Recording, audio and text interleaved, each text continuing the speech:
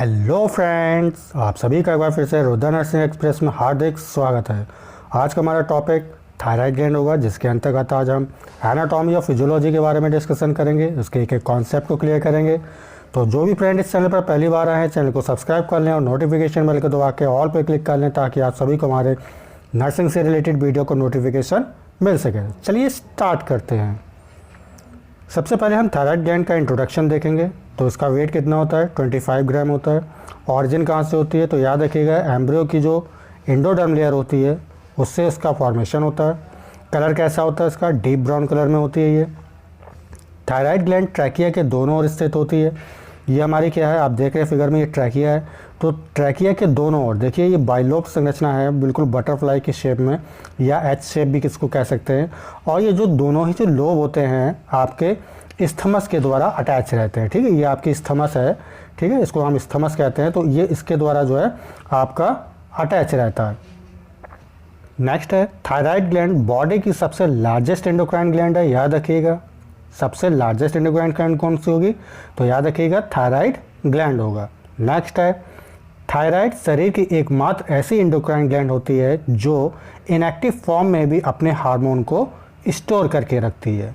Next है thyroid gland में दो प्रकार की सेल्स पाई जाती हैं। पहली हमारी फॉलिकुलर सेल्स होगी और दूसरी हमारी पैराफॉलिकुलर सेल्स या सी सेल्स होंगी। जैसे कि आप फिगर में देख रहे हैं, ये जो राउंड जो सेल्स है इसको क्या कहते हैं? फॉलिकुलर सेल्स है। और ये आपकी जो है सी सेल्स होती हैं, जिसको हम क्या कहते हैं? पैराफॉलिकुलर सेल्स कहते हैं। यही दो सेल्स आगे चल के जो है आपके हार्मोन्स का सिक्रीशन करती है। चलिए, थायराइड फॉलिकल, जो आपकी थायराइड फॉलिकल होती है उसमें आपका थायरोग्लोबुलिन प्रोटीन होती है, जिसमें एक एमिनो एसिड टायरोसिन, कौन सा एमिनो एसिड होगा? याद रखिएगा, टायरोसिन की जो है कई कॉपियाँ इसमें आपको देखने को मिलती हैं।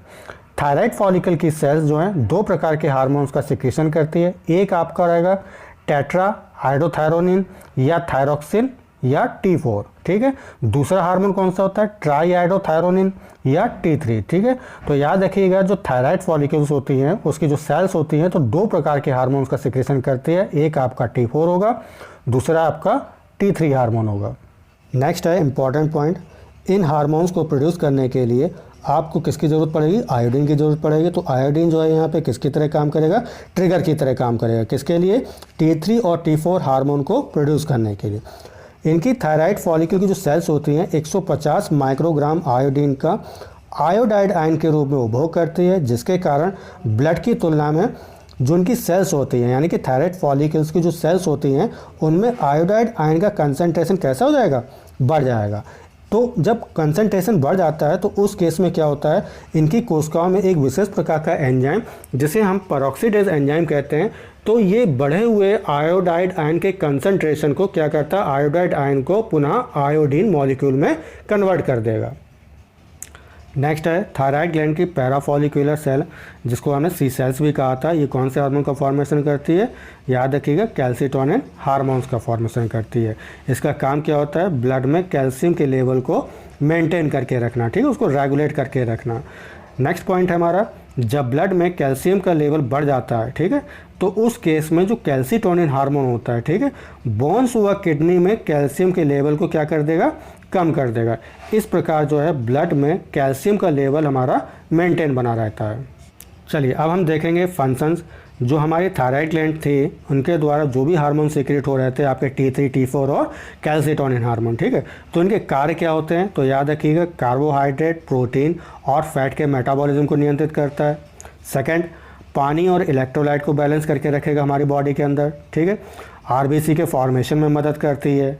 ठीक है, ये हार्मोन जो है BMR को भी इंक्रीज करके रखता है। चलिए, अब हम थायराइड ग्लैंड की फिजियोलॉजी देखेंगे। यहाँ जो फिजियोलॉजी होती है, एक विशेष प्रकार की मैकेनिज्म यहाँ पाई जाती है, जिसको हम निगेटिव फीडबैक मैकेनिज्म कहते हैं। तो सबसे पहले हम यह समझेंगे कि निगेटिव फीडबैक मैकेनिज्म क्या होता है।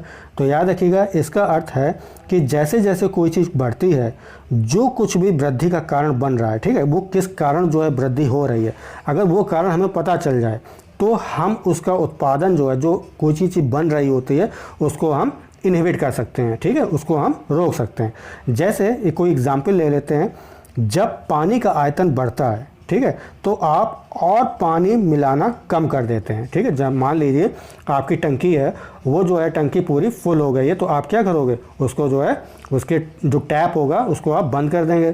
ठीक है, दूसरा एग्जाम्पल इसका ले सकते हैं, यदि कटोरा आपका खाली है, मान लो, ठीक है, खाली है या मात्रा उसमें घटती जा रही है, ठीक है, तो आप क्या करोगे, अधिक से अधिक उसमें पानी ऐड करोगे, है ना। तो ये जो है इस सिस्टम पर, यानी कि इस मैकेनिज्म पे जो है आपकी थायराइड ग्लैंड काम करती है। ठीक है, उसकी फिजियोलॉजी होती है, तो इसी को जो हम लोग निगेटिव फीडबैक मैकेनिज्म कहते हैं। चलिए अब जो है फिजियोलॉजी को समझते हैं। तो याद रखिएगा, जब T3 और T4 दोनों ही हार्मोन का ब्लड में सामान्य से लेवल कम हो जाता है, तो उस केस में आपका हाइपोथैलेमस, कौन, हाइपोथैलेमस जो है एक विशेष प्रकार का हार्मोन का सिक्रेशन करता है, जिसको हम क्या कहते हैं, थायराइड रेगुलेटिंग हार्मोन, यानी कि TRH कहते हैं। ठीक है, ये जो TRH हार्मोन होता है वो आगे चलकर आपके पिट्यूटरी ग्लैंड को जो है स्टिमुलेट करता है। किस लिए स्टिमुलेट करेगा, जिससे हमारा थायराइड स्टिमुलेटिंग हार्मोन जो है प्रोड्यूस हो सके। ठीक है, जब एक बार TSH प्रोड्यूस होता है और ब्लड में आपका TSH बढ़ने लगता है, तो उस केस में हाइपोथैलेमस है क्या काम करता है, जो आपका थायराइड रेगुलेटिंग हार्मोन सिक्रीट हो रहा होता है, रिलीज हो रहा होता है, उसको इनहिबिट कर देता है। ठीक है, इनहिबिट करने से क्या होता है, पिट्यूटरी ग्लैंड जो है TSH का सिक्रेशन करना बंद कर देती है। इस प्रकार जो है इसकी फिजियोलॉजी होती है। चलिए अब हम देखते हैं थायराइड ग्लैंड के क्या क्या डिसऑर्डर्स हैं। जब ये कम मात्रा में सीक्रेट होते हैं तो कौन सी बीमारी होती है, ठीक है, जब ये ज़्यादा मात्रा में सीक्रेट होती है तो कौन सी बीमारी होती है। तो चलिए सबसे पहले हम देखते हैं हाइपोसीक्रेशन के केस में। ठीक है, तो याद रखिएगा, जब आपका थायराइड हार्मोन कम मात्रा में सीक्रेट होता है तो उस केस में क्रेटिनिज्म, मिक्सोडेमा, सिंपल गोइटर और हाशिमोटो डिजीज हो जाती है। ठीक है, और जब आपका हाइपर सीक्रेशन हो रहा होता है, यानी कि आपका थायराइड हार्मोन ज़्यादा मात्रा में सीक्रेट होता है, तो वहाँ पे कौन सी डिजीज़ होती है, ग्रेव्स डिजीज़ होती है। ठीक है, ग्रेव्स डिजीज़ को हम एक्सोप्थेल्मिक गोइटर के नाम से भी जानते हैं। आशा करता हूँ कि यह टॉपिक आपको क्लियर हो गया होगा, एक एक कॉन्सेप्ट क्लियर हो गया होगा। यदि आपको ये वीडियो अच्छा लगा है तो इसे लाइक ज़रूर करें और अपने दोस्तों के साथ में शेयर करें, और इस चैनल से संबंधित जो भी आपके सुझाव हों उन्हें कृपया कमेंट बॉक्स में ज़रूर लिखें। तब तक के लिए take care and bye bye.